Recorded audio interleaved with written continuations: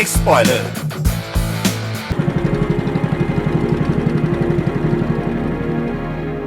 นี่เป็นครั้งแรกของชีวิตผมครับที่มาล่องเรือกลางมหาสมุทรตะวันออกสุดเขตแดนอาเซียนครับผมกำลังเดินทางไปยังเกาะเล็กๆเกาะหนึ่งในตอนกลางของประเทศฟิลิปปินส์ครับที่นั่นมีกลุ่มคนที่มีวิถีชีวิตที่น่าสนใจมากครับนั่นก็คือชนเผ่าซามาครับ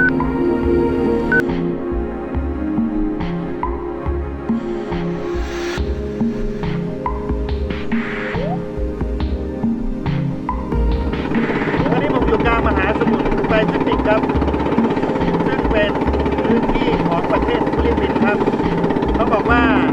ที่นี่มีชนเผ่าหนึ่งมีชื่อว่าชนเผ่าซามาครับเป็นชนเผ่าที่อยู่กับทะเลเกิดกับทะเลตายกับทะเลแล้วเขาสร้างบ้านริมขอบทะเลสวยงามมากครับเราจะไปที่นั่นกันครับ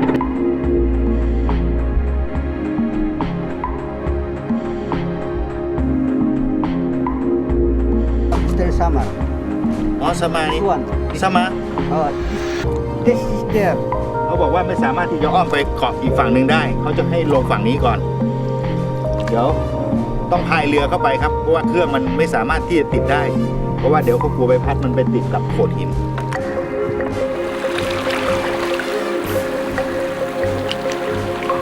ต้องลงตรงนี้ครับเพราะว่า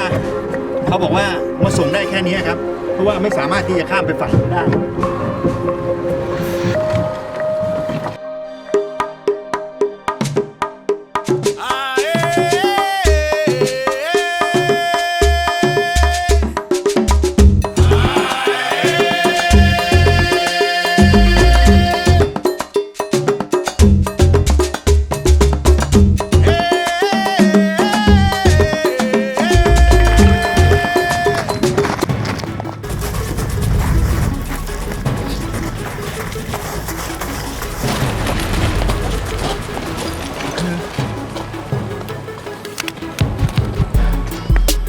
เขาบอกว่าให้ลงตรงนี้แหละเขาบอกว่าไม่สามารถที่จะข้ามไปฝั่งนู้นได้ก็ต้องหาคนให้เจอกันครับตอนนี้น่าจะเป็นสวนเขานะมีต้นกล้วยมีต้นมะพร้าว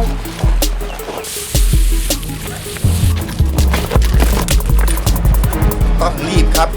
เพราะต้องเดินข้ามโขดหินเพื่อไปยังอีกฝั่งหนึ่ง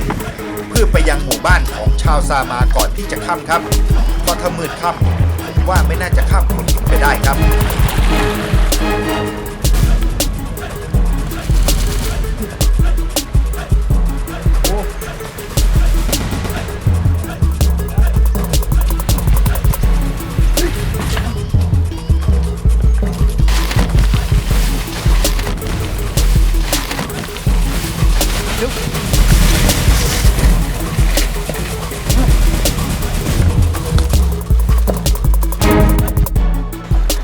สิ่งที่เรานึกคิดไว้ไม่มีเลยมีแต่รอยเศษซากของความปรักหักพังตอนแรกผมก็ไม่คิดครับว่ามันจะหนักขนาดนี้คือที่จินตนาการภาพว่าหมู่บ้านชาวประมงหมู่บ้านชาวซามาเขาจะอยู่ริมทะเลแล้วก็จะปลูกบ้านอยู่กลางทะเลครับไม่น่าเชื่อว่าเหตุการณ์ Storm Surge พายุหมุนคลื่นใหญ่ที่สุดของโลกมันจะทำลายล้างได้ถึงขนาดนี้ครับแล้วชาวบ้านซามาไปไหนหมด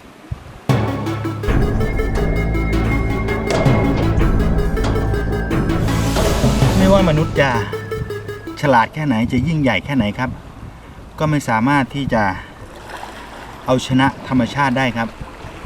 แม้แต่ชาวซามาเองครับที่เขาอยู่กับธรรมชาติเขารู้จักธรรมชาติตอนนี้ไม่เหลือแม้แต่ตอไม้สักตอที่อยู่บนทะเลครับแม้แต่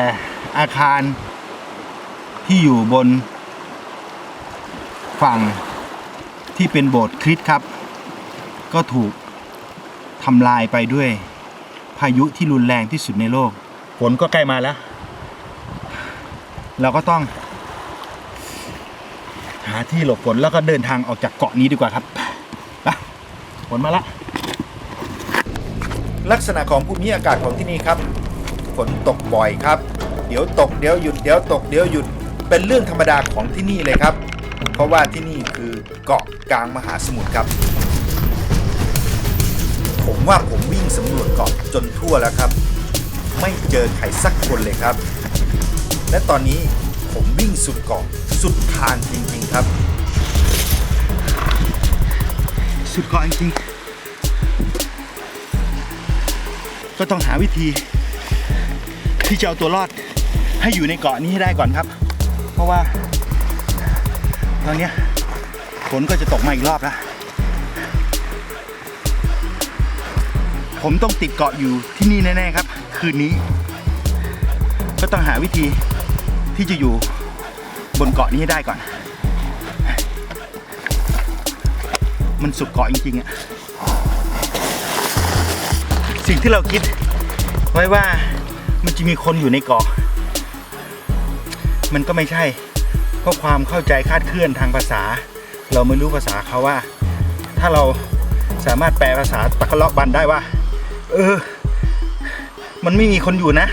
คุณจะไปทำไมอะไรเงี้ยผมก็คงไม่มาแต่เมื่อมันมาแล้วมันก็ต้องหาทางกลับออกจากเกาะนี้ให้ได้ครับทะเลเปิดอย่างแปซิฟิกมันก็น่าจะมีชาวประมงหรือว่าเรือใหญ่ผ่านแหละตอนนี้ก็หาน้ำกินก่อนครับน้ำทะเลมันไม่สามารถกินได้วิธีเดียวคือต้นมะพร้าวแหละ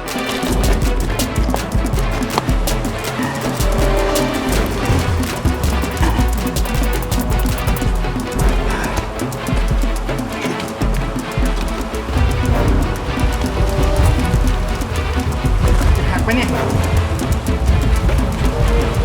น้อยก็น้ำกินแล้วล่ะปุ๊บ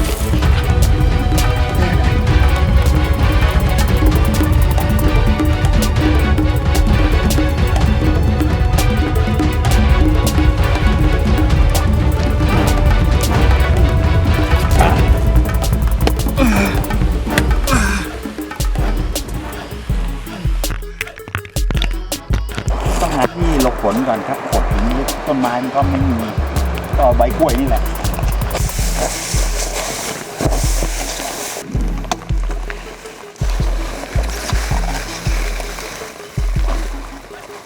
เกาะนี้มีใครอยู่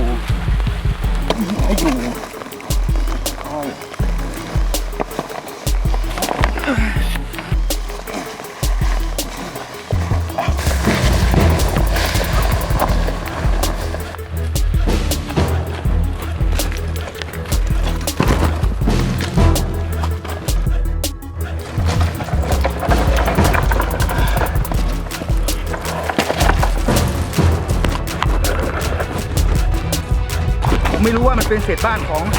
ชาวซามาหรือเปล่านะแต่ที่รู้ช่วยเราได้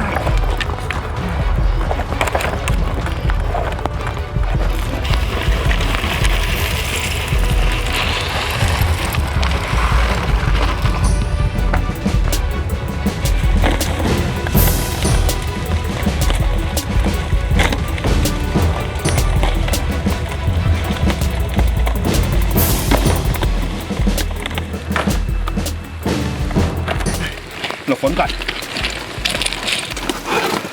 ไม่ยากนะเ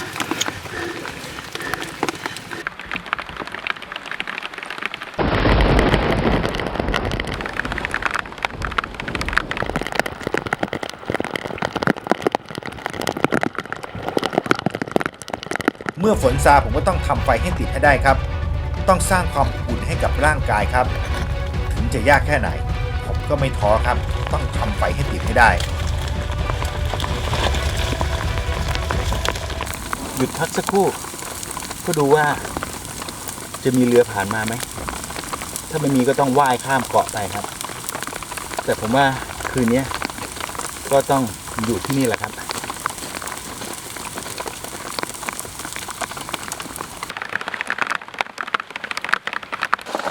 ในภาวะอย่างเงี้ยไม่มีใครช่วยคุณแล้วคุณก็ไม่สามารถที่เรียกร้องให้ใครมาช่วยได้ โทรศัพท์ไม่มีสัญญาณโทรศัพท์ไม่มีการเกาะอย่างนี้น้ำก็หมดสิ่งที่อยู่ได้ก็คือน้ำฝนนี่แหละครับแต่มันไม่มีอะไรรองที่จะรองน้ำฝน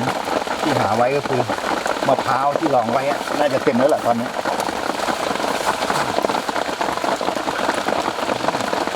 ต้องอาศัยน้ำอย่างนี้กิน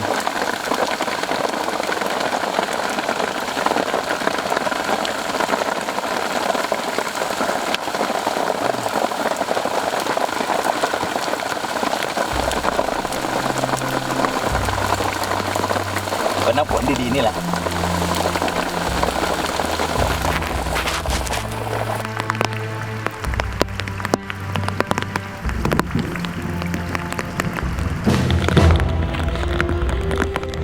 เมื่อติดเกาะก็ต้องเอาชีวิตรอดและประทังชีวิตให้อยู่ให้ได้ครับ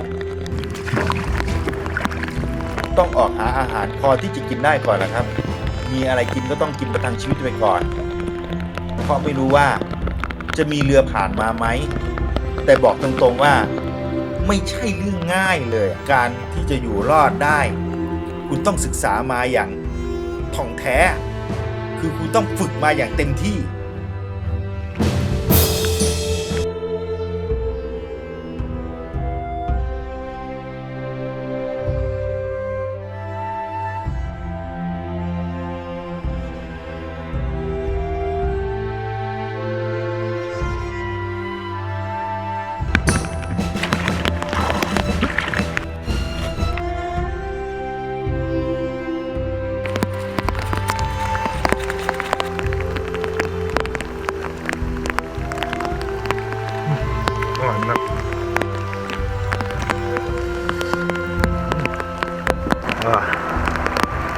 ญี่ปุ่นหรอก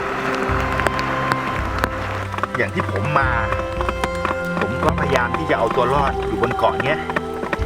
ดูอย่างฝรั่งที่เขาทำยังไงมันก็ทำไม่ได้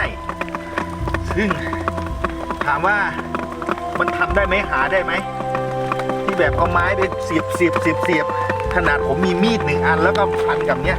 เสียบมันก็ไม่มีทางที่จะทำได้อยู่ครึ่งค่อนวันน่ะซึ่งตอนนี้ต้องรออย่างเดียวคืนนี้ก็ต้องอยู่ที่นี่จนกว่าที่จะมีเรือผ่านมายังเกาะนี้ครับไม่น่าเลยใครคิดเนี่ยที่จะมาที่เนี่ย